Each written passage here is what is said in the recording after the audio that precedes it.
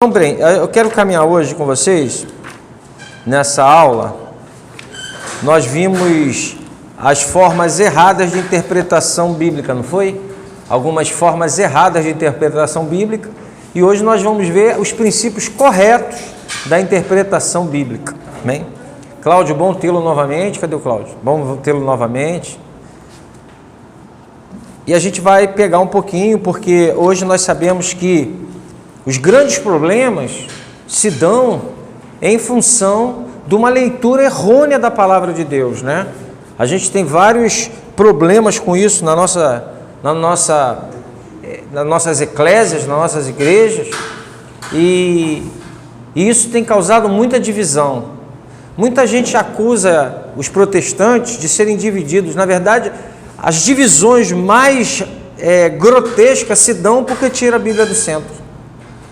Por isso a gente vai dividir a igreja evangélica. Hoje a gente divide entre igrejas evangélicas bíblicas e não bíblicas. Igrejas evangélicas que usam a Bíblia muito mais como em busca de algo para se fazer uma campanha, em busca de ratificar suas experiências místicas, ao invés de deixar que a própria Bíblia fale.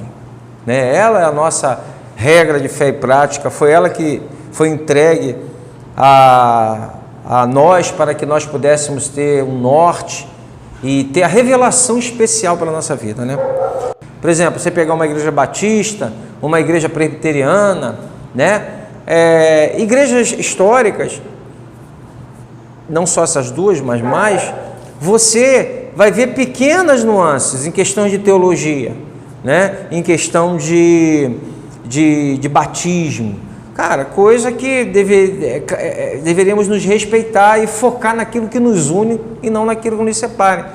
Mas o tempo todo há sinceridade, há uma busca do conhecimento, há uma tentativa de se entender o texto, né?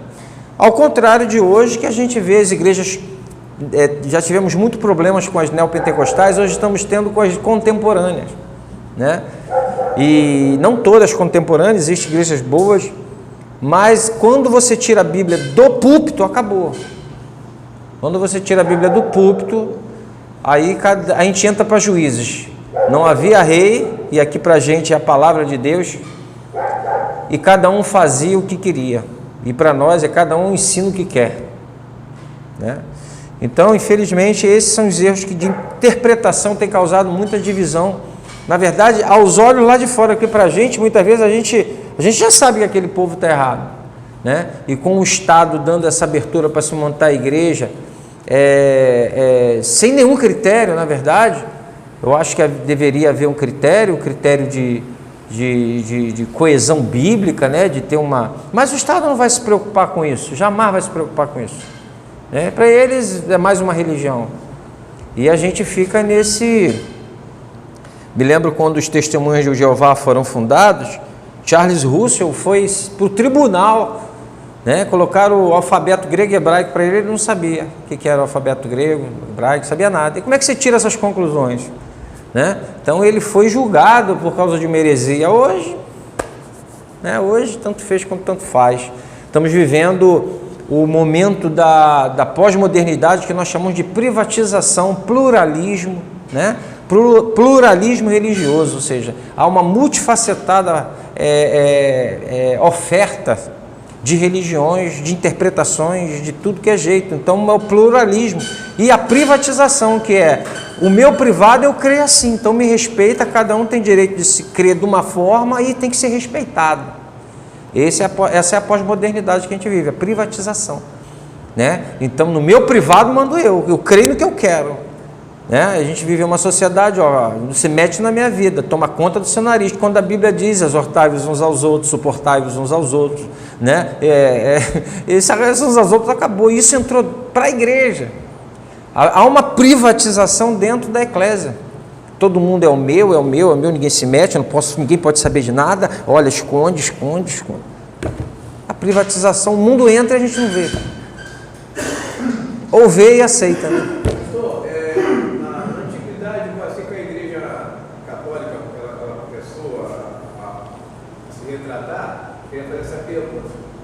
Se lá no começo, quando havia aquela perseguição, aquele matavam muita gente dizendo que eram bruxos, se naquele momento lá ele já tinha esse negócio de imagens, já tinha as imagens ou não?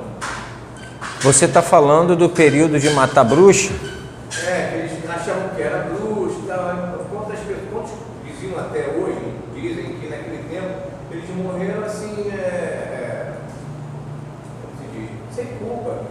Realmente eles eram cristãos, realmente eles tinham visões, né? E você está falando talvez mais especificamente do período da peste negra, né? No século XV, metade do século XV, quando a peste...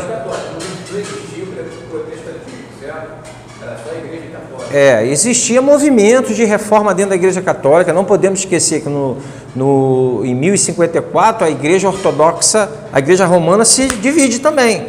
Aí se torna a Igreja Ortodoxa Grega, a Igreja do Oriente, né? Do Império de Bizâncio, são os bizantinos. Então a Igreja já havia se dividido, né? Já havia se dividido por questões políticas, por questões bíblicas também, né? Isso bem antes do padre da reforma protestante, bem antes. A Padre Anchieta a gente está aqui já no século XVI, depois do descobrimento do Brasil, 1500. Né? Lá nesse período do Padre Anchieta já existia imagens? Já. No período lá de Constantinopla, né, de Bizâncio, já havia essa questão, né?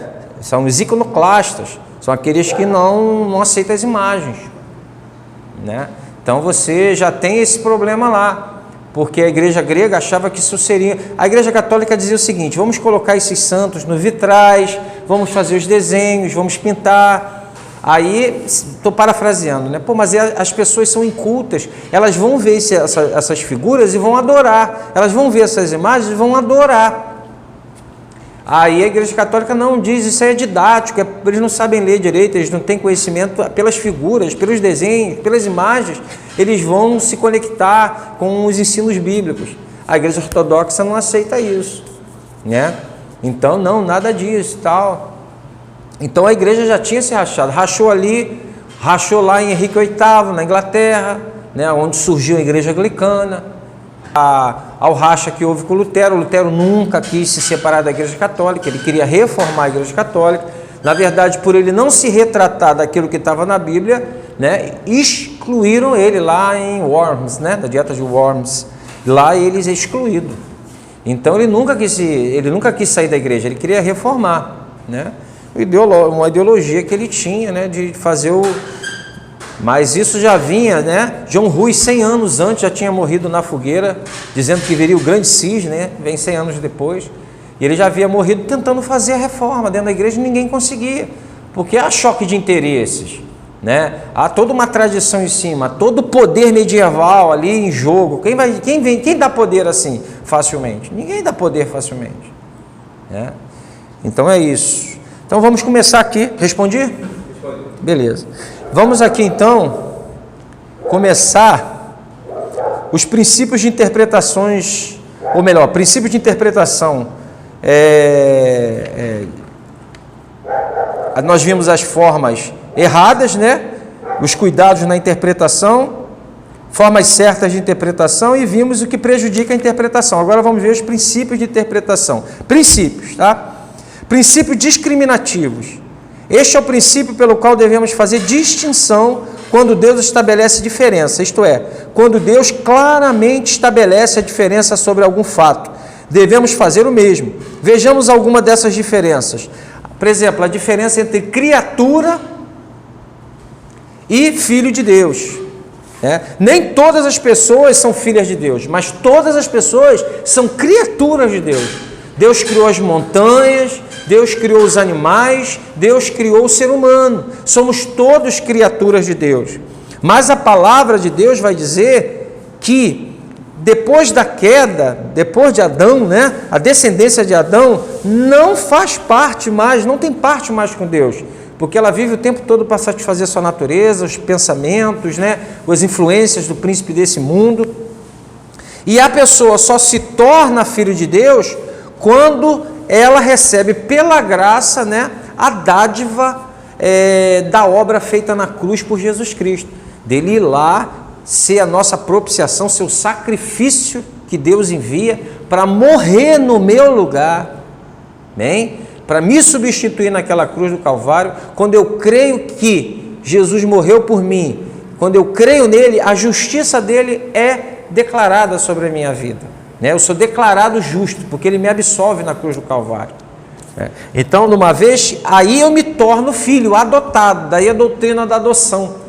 Somos adotados em Cristo Jesus, né?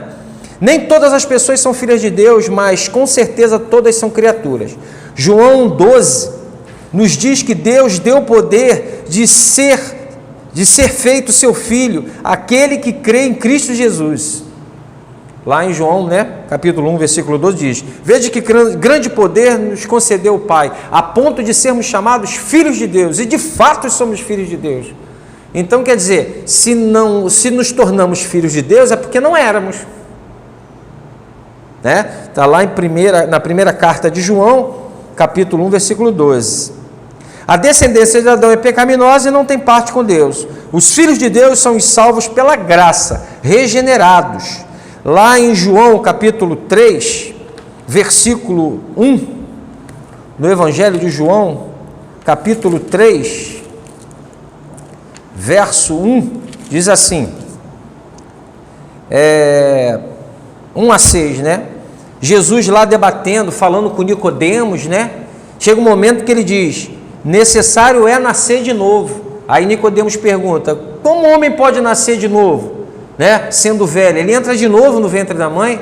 Aí Jesus diz para ele: você tem que nascer da água e do Espírito, ou seja, a palavra de Deus que vai nos purificando, nos lavando, nos regenerando, e o Espírito Santo que nos renova, nos dá um novo coração, para que a gente possa entender essa revelação. O coração preparado pelo Espírito Santo para que a semente caia e produza fruto. Se o coração não estiver preparado pelo Espírito Santo, a semente cai, mas não germina, Amém? Efésios 2, versículo 8 e 9, também vai falar isso, quando ele diz assim, pela graça sois salvos mediante a fé, e isso não vem de vós, é dom de Deus, não por obras para que ninguém se glorie. Então ele diz: pela graça sois salvos mediante a fé, isso não vem de vós, é um dom de Deus. O que vem de Deus? A graça ou a fé? Os dois. Porque sois salvos mediante a graça por meio da fé. Fazer outra diferenciação entre aceitável e aceitação. Aceitação é condição de viver uma vida aceitável a Deus. É possível o homem ser salvo e ser reprovado por Deus. Em 1 Coríntios, capítulo 9, versículo 27, Paulo vai dizer que ele esmurra o corpo para não ser reprovado. Então é possível alguém ter nascido de novo, ser nova criatura, mas ele, por não vigiar, não buscar, não viver uma vida de vigilância, ou como Paulo vai trazer essa analogia de esmurrar o corpo, ou seja, se negar para não ser reprovado naquilo que ele prega, é possível que uma pessoa regenerada venha a cometer coisas terríveis, por causa do corpo.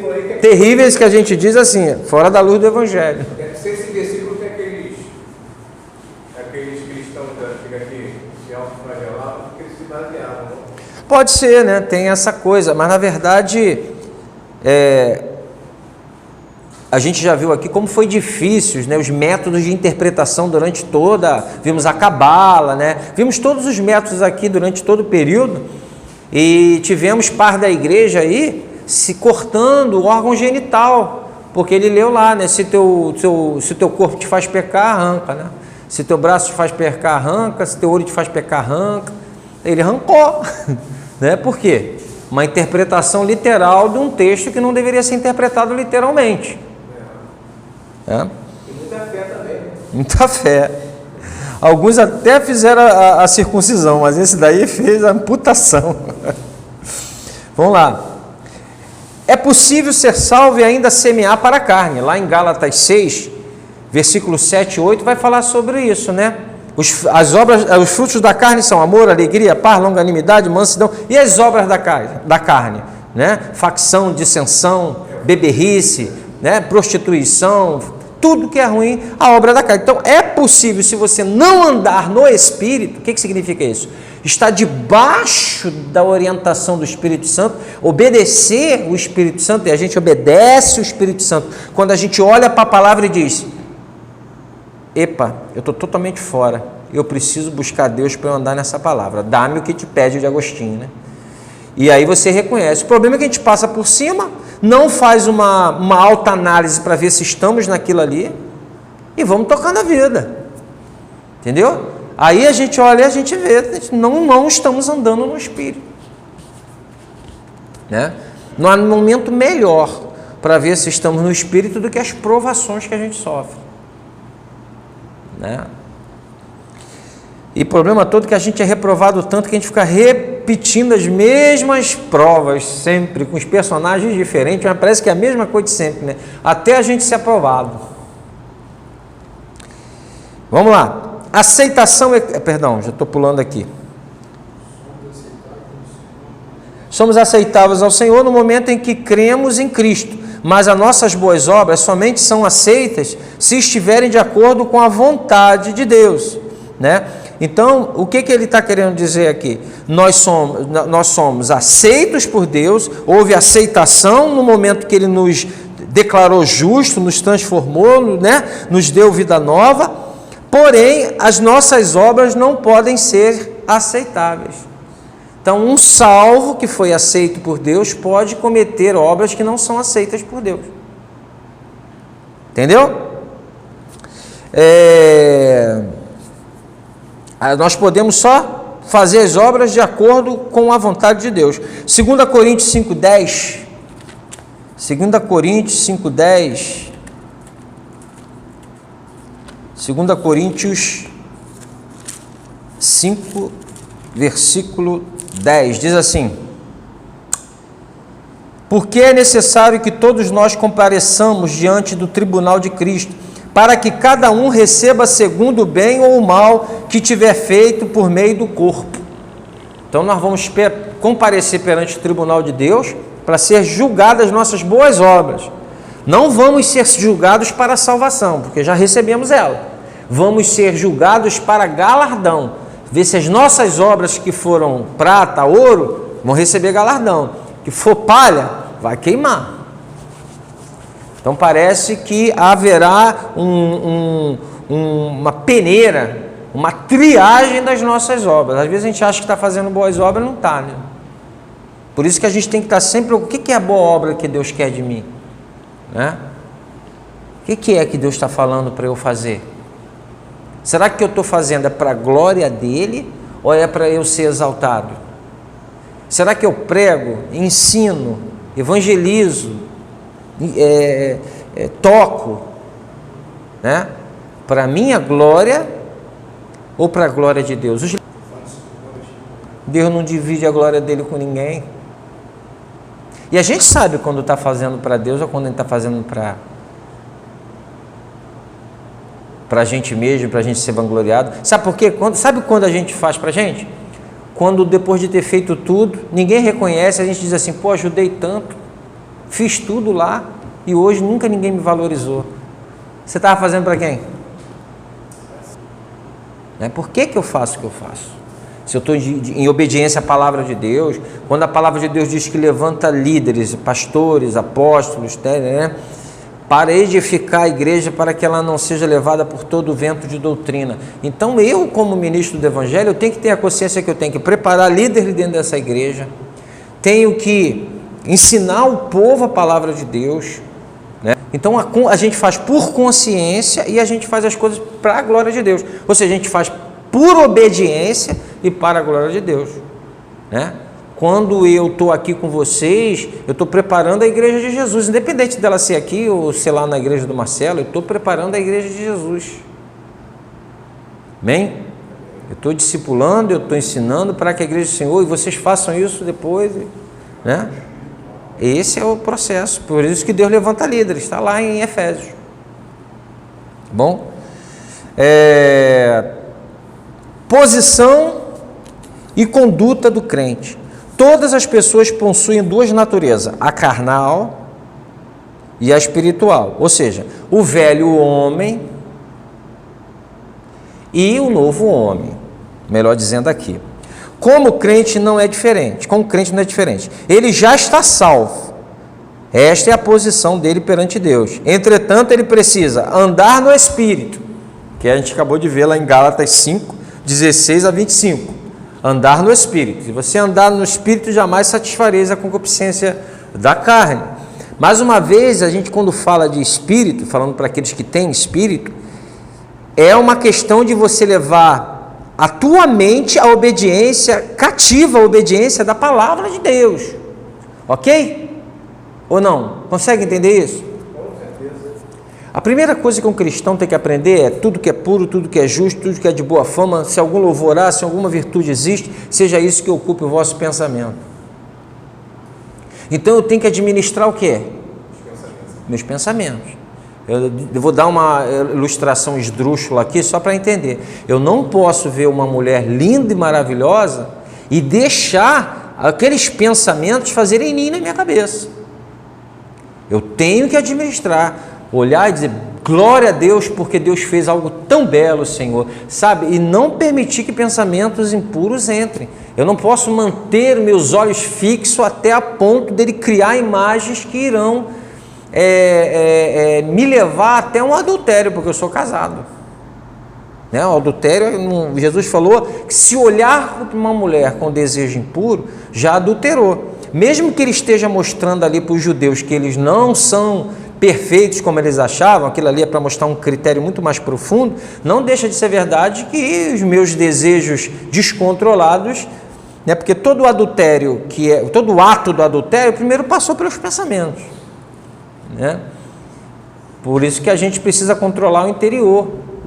Os crentes do Oriente trabalham muito mais as sombras interiores, as inclinações, do que o do Ocidente. O do Ocidente teve que brigar com a igreja romana nas questões doutrinárias, depois teve que lutar com o esfriamento, depois teve que lutar com...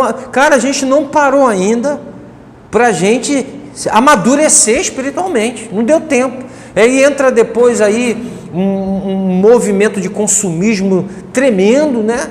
Que a gente tem que correr atrás o tempo todo, como o burrinho corre atrás da cenoura, o tempo todo a gente esquece da nossa vida espiritual, né? E aqueles que tentam fazer alguma coisa, acaba criando uma coisa mecânica, uma coisa que não é, vamos dizer assim, curativa. Tem tantos homens de Deus aí que trabalham com a teologia espiritual ou a teologia contemplativa, que a gente já viu aqui, né? A doutrina espiritual, a teologia espiritual, que trabalha com os padres do deserto, né? E tantos mestres aí da contemplação. Nós temos Ricardo Barbosa no Brasil, que também trabalha muito com essa questão, né? Nós temos aí os escritos de Santo Antão, de Antão, né? Escritos de Evagrio, né? São monges que foram para o deserto, fundaram os monastérios lá, e teve muita loucura no monaquismo, sabe? Não é modelo para nenhuma instituição, mas a questão de você trabalhar as sombras interiores e amadurecer o teu autoconhecimento, né? É muito importante, né? E a gente hoje só está 3 pulinhos para a vitória, como ganhar bênção. Pô, caraca, não dá não, mano. Será que não é a agitação do dia a dia que nos impede muitas vezes, não? É que eu acabei de falar para você. Entrou um consumismo na sociedade que cada um está correndo atrás da sua cenoura. É preciso trocar de carro. Pô, tem que entendeu? ali, cara. Agora tão Uma coisa uma crítica, né, ao consumismo que a gente vive hoje, porque senão essa sociedade não subsiste, Capitalismo, né? o capitalismo é o melhor dos piores, de todos os piores sistemas que existem. O capitalismo é o melhor dos piores. A palavra vai dizer que o valor de um homem não está naquilo que ele possui. Não está naquilo que ele possui. Seu valor é intrínseco. Você tem a imagem de Deus, a imago Dei, né? E outra coisa que ele vai dizer lá: quem quer ficar rico se mete em muitas ciladas, muitas tentações, muita armadilha, né? Estou dizendo que é proibido você correr atrás, ter uma vida abençoada. Não, mas com comedimento, com equilíbrio. O problema é que, como saiu naquela revista Galileu Galilei, a área que é trabalhada pelo vício da cocaína na cabeça de uma pessoa é a mesma área que é trabalhada para ela ganhar dinheiro. Parece que nunca há o contentamento. Quanto mais tem, mais quer. E Jesus nos ensinou o quê? Esteja contente, ou seja, esteja com contentamento. A gente nunca está contente com o que a gente tem. A gente não valoriza o que tem. Quer sempre ter mais, nada. Porque essa sociedade fica com uma visão de que você não chegou ainda no seu potencial, que você pode muito mais, que você pode se tornar isso, se tornar aquilo, que você merece isso, que você merece aquilo. A competitividade, o vizinho tem, você não tem. Por isso que eu falo sempre daquele filme Amor por Contrato, né? Que onde tem aquela família fake, que tem tudo que os outros não têm. Aí a vizinhança começa a querer ter o que eles têm também, e as indústrias financiam essa família fake, e eles começam a comprar os produtos dessas indústrias. Viu? Amor por contrato. Então a gente está vivendo assim. Você vê o teu amigo de infância, um amigo que trabalha no teu emprego, né? Ou conhecido qualquer, o cara aparece com um macarrão, você lá com o carro ainda tendo que empurrar de vez em quando. Aí o que acontece? Não estou falando que você não possa melhorar disso, mas você quer ter o carro do cara, você se sente um frustrado, você se sente o zero à esquerda, você se sente um nada. O teu valor não está nisso, o teu valor está que Deus te ama tanto que Ele te selou com o Espírito Santo dele, te separou, te elegeu. Quantos que tem esses carrões, esses não são selados? Entendeu? Então, gente, é uma situação que a gente precisa voltar a Deus e pedir: Senhor, me dá contentamento do que eu tenho, me ajuda a valorizar o que eu tenho. Se der para ganhar mais um pouco, alguma coisa, surgir, oportunidade, eu vou, sabe? Se der, mas eu não quero ir em detrimento da minha família, em detrimento da minha relação com o Senhor, em detrimento da minha fé, em detrimento do meu crescimento espiritual. Eu não quero. Dá-me contentamento. Está faltando isso hoje. Andar em novidade de vida, Romanos 6,4, né? Então a gente anda em novidade de vida, um novo padrão, uma nova categoria de caminhada, sabe? As coisas velhas ficaram, eis que tudo se fez novo, somos novas criaturas. Então a gente não pode pensar com a categoria antiga, a categoria mundana, e a gente vai deixando as coisas lá de fora influenciarem. É muito difícil o apelo, né? Andar prudentemente. Efésios 5,15 vai falar isso, né? Que nós, como cristãos, precisamos andar prudentemente. Olha o que ele diz lá: portanto, tenham cuidado com a maneira como vocês vivem, e vivam não como tolos, mas como sábios, aproveitando bem o tempo, porque os dias são maus. Tem que viver como sábio, não como tolo. As pessoas estão vivendo como tolas, comprando, consumindo, né? E nunca está satisfeito. Você pode ver, você compra uma coisa, tu fica feliz, se sente, cara, mais, caraca, comprei. Daqui uma semana aquilo foi embora. Aí tu tem que comprar outro para se sentir, e parece que toma uma dose. E o consumismo é cada dia uma dose, só que a dose tem que ser aumentada o tempo todo, né? Por isso, alguns homens de Deus disseram: calças são importantes, mas livros muito mais. Quem disse isso? Billy Graham. Billy Graham disse: se eu tivesse 3 anos só de vida, e eu tivesse que pregar só 3 anos, eu ia estudar 2, para não falar besteira, e ia pregar 1. Hernani Dias Lopes foi pastorar uma igreja humilde, ele conta naquele texto lá. Pode falar. Billy Graham era aquele que derrubava as pessoas? Não, isso é Benny Hinn. Hernani Dias Lopes disse uma coisa muito interessante. Ele pastorou uma igreja e o salário era muito pequeno, né, como de todo pastor, maioria, né? E ele disse que ele ficou 8 anos naquela igreja. Ele nunca comprou uma roupa nova para ele em 8 anos, mas nunca faltou livro para ele. Então um pastor, como eu pedi para vocês verem um vídeo, pastor que não gosta de ler, esquece que não tem chamado. Negócio de pastor que não gosta de ler, não tem chamado não, meu irmão. Entendeu? Tem pastor que não sabe, nunca leu nem a Bíblia. Nunca leu nem a Bíblia. E outra coisa, cara, pastor, eu particularmente acho que um pastor auxiliar já é difícil demais, mas ele pode ter um emprego secular. Somente se a igreja não tiver condições de tê-lo, pode ter o emprego secular dele. Mas um pastor presidente, meu irmão, é brincadeira, cara.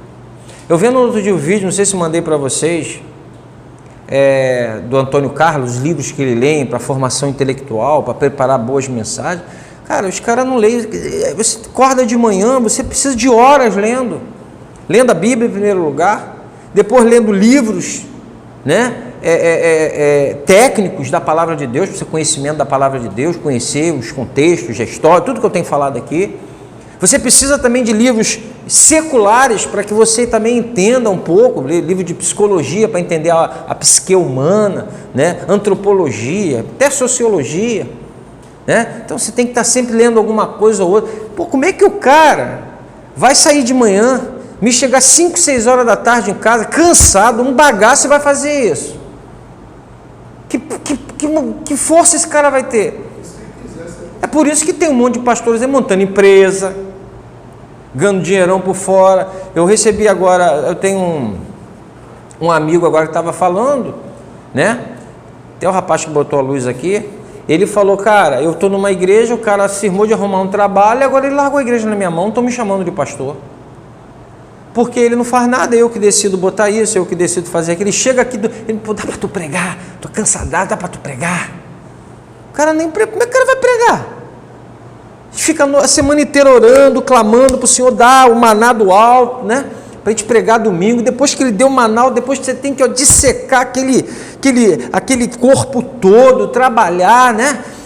Pô, preparar para você chegar aqui depois, muita oração para subir aqui no azeite, para o cara trabalhar a semana inteira. Chegou 7 horas da noite em casa, cansado, ainda tem que dar atenção à mulher, à filha. Ele vai pegar 3 horas a Bíblia e os livros para preparar a mensagem. Ele não tem condições. Não tem. A mente tem que estar fresca de manhã. Ele tem que buscar o maná de manhã, que caiu do céu, fresquinho, cheiroso. Ele vai lá na palavra, vai lá nos escritos de homens consagrados a Deus, que estudaram, que pesquisaram para conhecer melhor o texto bíblico. Ele tem que ir lá. Para chegar domingo aqui, ter uma palavra que impacte corações, que transforme vida. Ele tem que aprender a pegar aquele texto de quase 3.000 anos, sabe? Texto antes da fundação do mundo, com cultura diferente, com jeito de ser diferente. Ele ir lá e tentar entender a essência, o princípio ad eterno, aquele princípio num texto que você, pô, de onde está? E aí você precisa de orar, precisa de estudar, para você conhecer o princípio ad eterno e depois aplicar nos dias de hoje. Está pensando que isso é fácil? Está pensando que isso é fácil? Queimar ali, ler, qual é a essência desse texto, qual é o coração, qual é o princípio para todas as eras desse texto que está há mais de 1.500 anos. Né? Ninguém quer isso. É mais fácil botar um isopor nas costas e vender na praia, porque tem que separar, descascar o legume, além de depois descascar, tem que cozinhar, esperar. Todo mundo quer salada pronta. Eis que Deus fala, eis que... É trabalho, sabe? O marceneiro tem as suas ferramentas para trabalhar, diz lá o texto. O marceneiro tem suas ferramentas. Quem falava isso era Spurgeon. Marceneiro tem suas ferramentas, né? O cara que ara a terra está lá com o seu material, né? O policial tem os seus revólveres. Cara, e o crente tem o quê? Então nós, para prepararmos a Bíblia, nós temos que ter o quê? Os instrumentos certos, temos que ter a maquinária certa. Temos que ter livro de teologia, temos que ter livro de comentários, temos que ter um bom dicionário bíblico, um bom comentário bíblico. Pô, eu acho que é brincadeira. Entendeu? Então, aí pastor, o dia inteiro trabalha. Claro, eu não estou menosprezando a gente que precisa trabalhar. A igreja também não está nem aí para quanto o pastor precisa, se o pastor precisa, se está uma dificuldade. O pastor tem que prestar atenção em todo mundo, mas ninguém presta atenção na necessidade dele. Isso é normal. É o preço que a gente paga por ter escolhido isso aqui. Escolhido não, né? Ser chamado por isso aqui. Mas, cara, isso não pode. Calças são importantes, blusas são importantes, mas livros são muito mais. O pastor tem que ter livro, tem que ler. Não entra nessa de que isso é orgulho, isso aí é fada carne. Cara, a gente não está estudando para se orgulhar, a gente está estudando para oferecer um bom alimento para o povo, para não oferecer palha. A gente não está estudando para dizer, eu sou o cara. Senão eu estava lá no mundo, meu amigo, fazendo faculdade, doutorado, fazendo tudo lá para eu crescer lá. Eu estou dentro de uma igreja humilde, com pessoas humildes, dando o meu melhor. Porque Deus não chama carcamano para a obra dele. Deus não chama o pior, chama aqueles que poderiam dar muito lá fora e bota para trabalhar numa igreja humilde para dar o melhor para ela. Esse é o Deus que te ama. Deus separa homens que poderiam estar ganhando muito bem lá fora para dar o melhor para ele. Quantas vezes eu já não tive o choque de fazer um concurso público, ver um monte de amigo meu passar em concurso público, ganhar um dinheirinho legal, pá. Quantas vezes eu não vi isso? Mas deve ser, eu não vou ter tempo para estudar, eu não vou ter tempo para ir no enterro, porque eu vou estar trabalhando, eu vou ter que mandar o diácono para ir lá, porque eu não vou poder, eu não vou estar. Entendeu? Eu não vou poder atender qualquer hora o meu irmão que está precisando, porque eu vou ter que marcar dia e hora que eu estou trabalhando. Então, Paulo vai falar a Timóteo, o soldado arregimentado não se envolve com as coisas desse mundo. Não é isso que ele diz? Ele está falando para o ministro lá do Evangelho. Um soldado arregimentado não se envolve com coisas desse mundo. Quem achar que é o contrário, quer montar igreja, fábrica de bala, fazer concurso, ficar sem, faça. Se for um concurso que dê para você, né? Tem concurso aí que você trabalha uma vez por semana, 2, beleza. Mas no normal, de segunda a sexta, não dá não, meu amigo. Tem gente que trabalha no domingo em escala e tem que, muitas vezes, botar outro para pregar.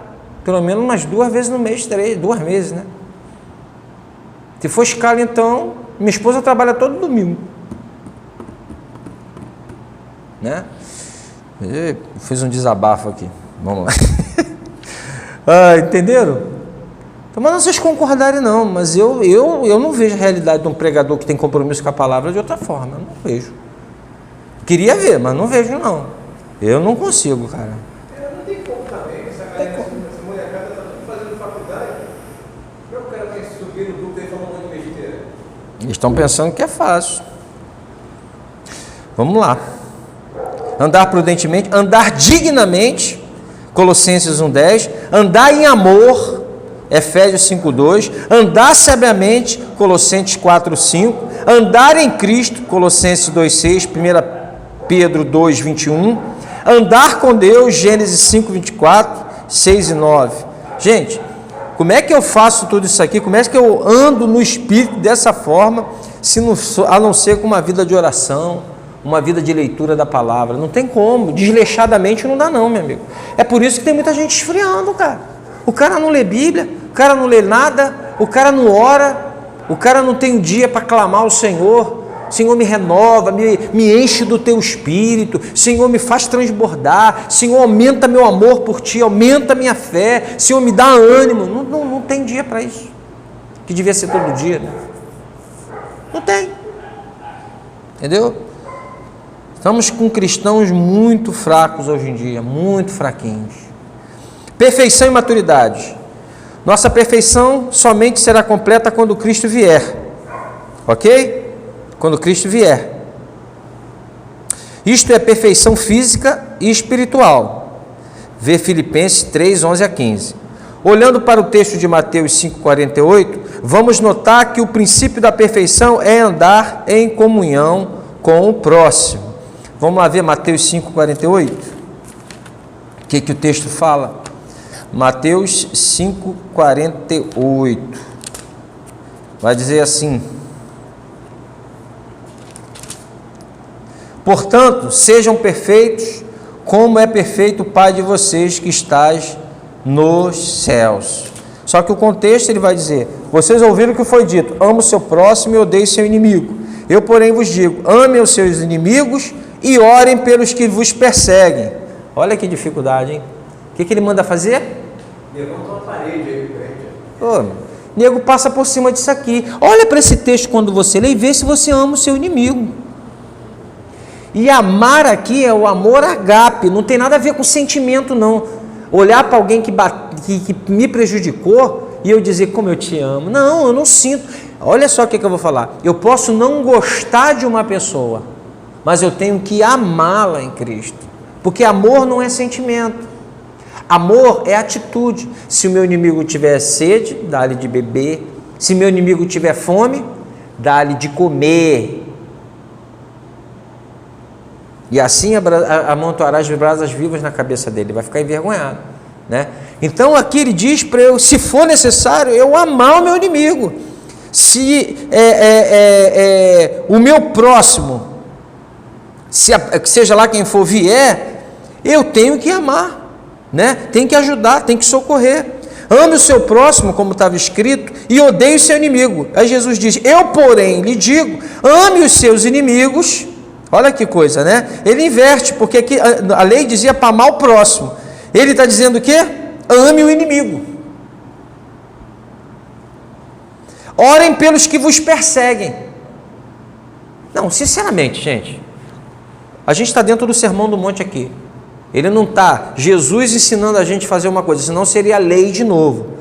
Na verdade, quando a gente vê o Sermão do Monte, a gente vê Jesus, porque ele foi o cumprimento de tudo isso, certo? Cara, quando eu olho para Jesus, a capacidade dele sentar com Mateus, um coletor de impostos, a capacidade dele sentar e conversar com a mulher adúltera, a capacidade dele sentar com os pecadores, de tocar no leproso, a capacidade dele de andar com gente mal cheirosa, e lá no tanque de Betesda, cheio de gente mal cheirosa e doente. Dele cear com Judas, acho que a gente já tinha dado uma coça em Judas, né? A capacidade dele ser duro, ser firme, sem ser estúpido, grosso. Ele é firme, né? Cara, quando eu olho para ele e digo assim, aí tem aquele livro, né? Em seu lugar, o que faria Jesus? Né? Meu Deus do céu, eu só tenho que me ajoelhar e dizer: Senhor, eu não tenho condições nem de levantar a cabeça. É muito longe, gente. É o alvo. Mas quando eu olho para Jesus, essa perfeição, essa maravilha, esse homem, esse Deus que se fez homem, sabe, com todas as inclinações, mas cheio do Espírito Santo, conseguiu ser aquilo ali, sabe? Não um exemplo para a gente seguir, porque Buda pode ser um exemplo, mas Jesus não é o nosso exemplo, ele é o nosso Salvador. Olhar para ele como exemplo é só para que a gente bata no peito de miserável homem que eu sou. Dá para a gente andar de joelho todos os dias. Na dependência do Espírito, e mesmo assim a gente vai falhar. Quanto mais você busca Deus, quanto mais tu está cheio dele, quanto mais tu está pertinho do Senhor, mais você se sente pecador. Devia ser o contrário, né? Quanto mais eu ando com Jesus, quanto mais eu me aproximo dele, mais santo eu me sinto, mais bonzão eu me sinto. Não, quanto mais tu se aproxima de Jesus, parece que a luz da perfeição dele, a luz dele, caraca, meu irmão, é muito difícil, porque você se sente cada vez menor. Só em olhar para os grandes homens, por exemplo, eu gosto muito de um cara que é injustiçado na história, é George Whitefield, né? Pô, cara, meu irmão, olhar para aquele cara, meu irmão, que isso, ele era apaixonado por Jesus. Olhar para ele, como Deus usava, sabe, como aquele homem se negava, como ele amava Jesus, que a vida dele era respirar Jesus. Cara, você já fica todo constrangido. Imagine Jesus. Eu não consigo imitar George Whitefield, nem Jonathan Edwards. Imagine Jesus. A gente vê que somos dignos do lago de fogo. Entendeu? Ele é o uau, ele é tudo, mas a gente, Quanto mais estiver perto dele, mais a gente vai sentir a pequenez de que nem somos, né? Quanto mais longe você estiver dele, mais você vai julgar os outros, mais você vai falar mal dos outros, mais você vai criticar, porque quem está perto de Jesus vê quão é pecador, tanto quanto. Eu me lembro daquele testemunho da mulher do Paul Washer, uma mulher criada no Evangelho ali, né? Fez até missões, e ela no final disse assim, quando olhou uma prostituta, ela disse, que diferença tem eu dela? Cara, sabe? Quando o Espírito Santo nos dá a convicção de pecado, sai de baixo, meu amigo. Eu sou tão miserável quanto você. Ele não falou isso para ela. Ele disse que ele, numa palestra, né, ele se lembrou dessa pessoa. Entendeu? Jorge, se formos sinceros um com o outro, se tivéssemos a possibilidade de entrar no pensamento de cada um aqui, o melhor amigo ia se tornar inimigo um do outro. Porque os melhores amigos, se soubesse o que um pensa do outro, às vezes, se você soubesse o que a tua esposa já pensou de você. O apóstolo Paulo, ele falou que ele se achava o pior dos pecadores, né? Por isso que ele não era julgado por ninguém, que ele se julgava. Nem se julgava, ele se analisava. Quando ele chegou a falar que sejam meus imitadores como eu sou de Cristo, passou na cabeça de Paulo não chegar a falar isso? Quando ele, na verdade, ele está dentro de um contexto, né? Ele não está querendo se dizer perfeito, ele não está querendo se dizer... Porque hoje a gente tem um grande problema. A liderança está falhando tanto, que é melhor dizer assim, olha para Jesus, não olha para mim não. Mas nós temos que ser o exemplo. E quando você reconhece que você é pecador, que você não é nada, mas as pessoas quando olham para você, veem a luz de Cristo, você está sendo um exemplo para ela. Não olha para mim não, né? Entendeu? Aí parece que você fala assim, me dá a carteirinha para eu pecar e fica olhando para Jesus, mas não é. Jesus quer que nós sejamos o bom perfume de Cristo. Quando a gente entra nessas minúcias interiores, não estamos falando aqui de alguém que pode adulterar à vontade, que alguém que pode roubar a igreja, que alguém que pode ter uma vida dupla.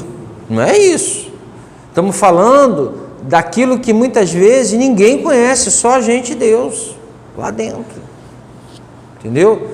Então a gente não está falando daquelas coisas que...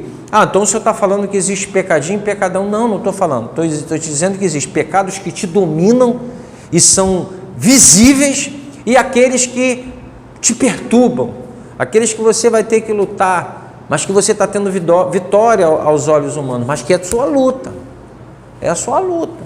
Paulo não tinha um espinho na carne, sei lá qual era ele? Será que era isso que ele falava? Pode ser, pode ser. Nós estávamos conversando ontem sobre isso, lá que fomos para o Egito. A gente estava na rua conversando sobre isso. Justamente era esse assunto. Gente, vamos fazer um intervalo? Bem, voltando aqui no intervalo, o nosso cafezinho abençoado feito pela irmã Gigi.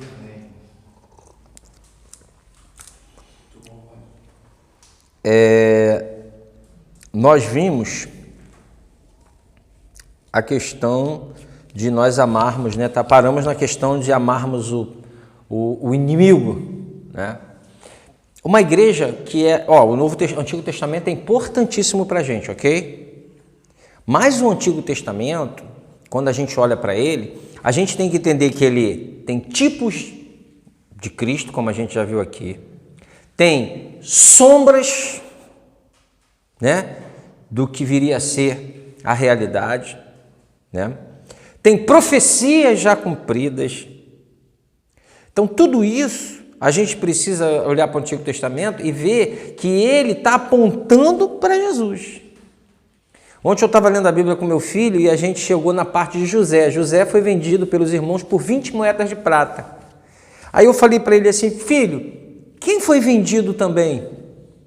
Mas por 30 moedas de prata. Ele, foi Jesus, né? Foi vendido. Então José, de certa forma, não é um tipo de Cristo? Né? Quando eu olho, por exemplo, para Moisés libertando os egípcios, tirando eles do Egito, e levando ele, né, para a terra prometida. Moisés não é um tipo de Cristo? Libertador? Então tem que ver os tipos, as sombras, as profecias, né, para que eu possa entender o Antigo Testamento. Até Sansão, né? Também os juízes, você vai ver que são libertadores, né? Então, quando a gente olha para a palavra de Deus, a gente vai ver no Antigo Testamento que tudo aponta para o novo, para Jesus. Vindo a plenitude dos tempos, Jesus entrou. E a gente vê as igrejas dando um valor pregatório, só aqui, para o dia a dia do crente. Aí ela não prega isso, que você tem que amar o teu inimigo. Você não tem que amar o teu inimigo, não mostra. Não mostra que você tem que andar muitas vezes a segunda milha, né? Que você deve ajuntar brasa viva na cabeça dos teus inimigos. Não mostra que você tem que orar para quem te persegue. Aí fica aqui no Antigo Testamento, onde ainda era usado muita violência, né? Era um período, saiba que a revelação foi progressiva. Deus parece que veio esperando, né, a humanidade amadurecer em algumas atitudes. Ela vem chegar, ainda que nós vejamos que tem muita coisa, mas não como antigamente, a barbárie impetrada, né? Então, quando eu olho para o Antigo Testamento, eu só vivo o Antigo Testamento, só prego, vai para a igreja, só prega o Antigo Testamento. Aí fica crente brabo, já viu crente pitbull? Crente brabo, crente que não sabe amar o próximo, se é inimigo, o cara faz até círculo de oração para orar pelo inimigo, né? Fica com hipocrisia. Eu já vi irmãos, a Bíblia diz para a gente não divorciar, mas a Bíblia não diz para não orar para Deus não levar o nosso marido. Já vi irmão fazendo círculo de oração para orar para o marido morrer. Né? Se eu não me engano, essa história acabou com ela morrendo.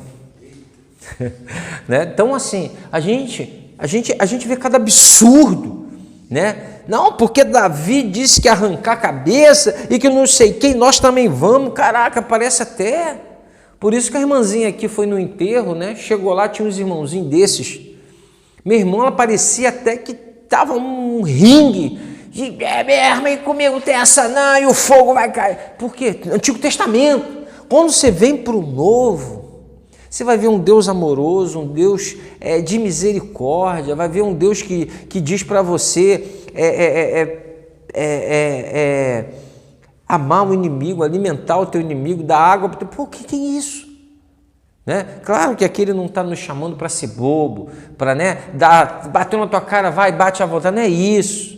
Né? Ali nós estamos falando de questões dos momentos que acontecem, por exemplo, que a gente muitas das vezes tem que dar um bom testemunho de uma situação, né? Estamos pregando Jesus e vamos sofrer por ele. Tu vê que Estevão não deu a face, não, ele deu o corpo todo para ser apedrejado, né? Então tem momento que o testemunho é o mais importante, né?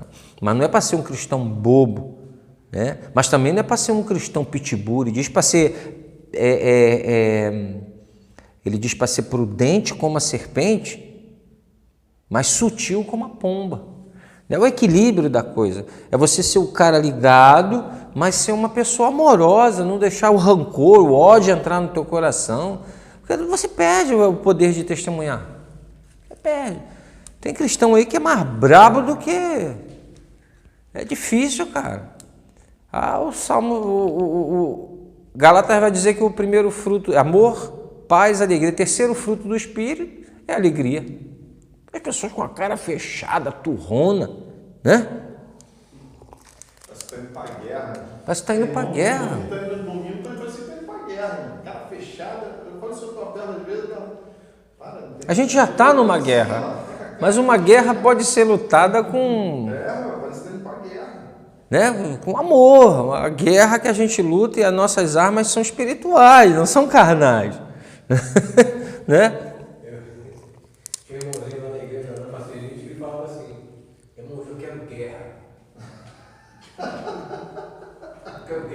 Mas a guerra é espiritual. Eles, cara, não é contra carne nem sangue, né?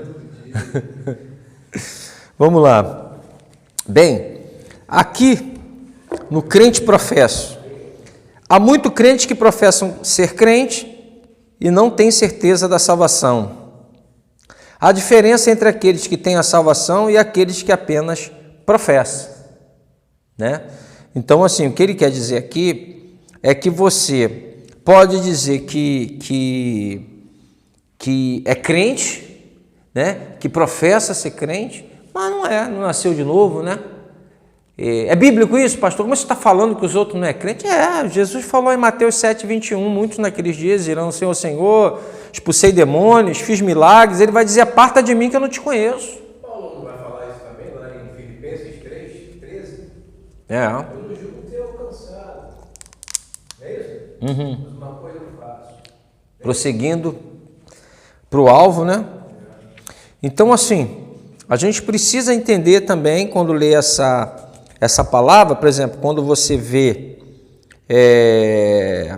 Simão o Mágico, né, ele pede para receber o Espírito Santo, inclusive quer pagar para receber o Espírito Santo, né? E como é que faz esse negócio? Você pensa que uma pessoa está pronta para professar fé, já é crente, mas e o coração? Né? Judas confessava andar com Jesus, mas e aí? Né? Alexandre o Latoeiro deixou Paulo no meio do caminho, saiu do meio dos nós porque nunca foi dos nossos. Né? Então, é a diferença disso. Fato e promessa. Podemos descansar confiadamente sobre os fatos e suplicarmos as promessas. Por exemplo, é um fato que aquele que já creu em Jesus tem a vida eterna. Isto é, o crente não precisa pedir a Deus a vida eterna, pois ele já a tem. Ninguém vai orar que Senhor me dá a vida eterna. A gente já nasceu de novo, tem certeza que somos selados, então ninguém vai orar pela vida eterna. Por outro lado, continuando o exemplo, aqueles que cansados e oprimidos vierem a Jesus terão descanso. Esta é uma promessa. É importante discernirmos promessas de fatos, pois evitaremos pedir algo a Deus que já temos. Acho que isso é meio básico, né? Então a gente tem que pedir ao Senhor aquilo que a gente ainda não tem, né? Deus me dá a salvação. Eu creio que muitos cristãos que nasceram na igreja, né, que veio desde pequeno na igreja, em algum momento ele tem que pedir lá, né, Senhor, eu preciso nascer de novo, eu sou um religioso, como a mulher do Paul Washer lá, do testemunho dela, né? Então, Jesus vai falar, se vós sois maus, sabeis dar as boas dádivas aos vossos filhos, né, não vos dará o Espírito Santo se o pedirdes? Claro que ele vai dar. Então tem gente que precisa do Espírito Santo, né? Precisa do Espírito Santo para selar, e outros precisam do Espírito Santo para capacitar. O Senhor me capacita nesse ministério. Vai montar um novo trabalho, vai começar um ministério, tem que buscar o Espírito Santo buscando capacitação. Né? Salvação e galardão. Não, perdão, fé e obras. A fé é o meio pelo qual o homem é salvo. Efésios 2:8. Aquela parte que diz pela graça sois salvos, tal. As obras são consequências da salvação, está lá em Tiago 2:14-26. Um homem pode realizar boas obras e não ser salvo, mas todo salvo realiza boas obras. Né? Então, uma pessoa que tem a salvação, Cristo habitando nele, o Espírito Santo andando no Espírito, automaticamente ele vai fazer boas obras, né? Ele vai fazer boas obras porque ele quer glorificar a Deus. A vida dele é uma expressão de gratidão a Deus. Ele não faz mais nada para ganhar a salvação. Ele faz porque ganhou. E é expressão de gratidão, né? Então, é meio que natural esse processo. Mas uma pessoa pode fazer boas obras. Eu conheço muita gente que chega na igreja, faz de tudo, trabalha, e, meu irmão, o cara faz muitas boas obras, ajuda os outros, mas não tem a salvação.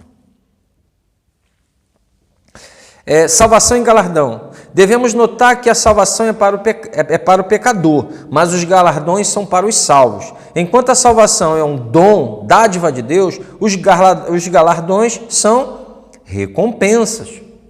Então, lá em Lucas 19, 12-19, a gente vai ver isso. 1 Coríntios, capítulo 3, verso 11-13, a gente vai ver isso. Primeira carta aos Tessalonicenses 2,19, vamos ver isso. 2 Coríntios 5,10, vamos ver isso. E Apocalipse 22,12, nós vamos estar vendo isso. Lei e graça. Enquanto a lei é o sistema de regras de conduta dada a Moisés nos Sinai, A graça é o favor justo de Deus ao homem. A lei exige justiça do homem.